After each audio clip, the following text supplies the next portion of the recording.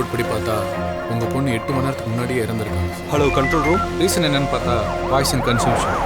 So இது விபத்து இல்லை, மர்டர் ஆர் சூசைட். உனக்குன்னு ஒருத்தி வந்து 4 சாத்து சாத்தினாதான் நீ அடங்குவேன். கல்யாணம் பண்ணிக்கலாமா? ரொம்ப அழகா இருக்கவனும் வேண்டாம், அதிகமா சம்பாதிக்கிறவனும் வேண்டாம். அழகா இருக்க வேணாம், அதிகமா சம்பாதிக்க வேணாம், ரெண்டுத்துக்கு இவனுக்கு இருக்கே இருக்குல்ல.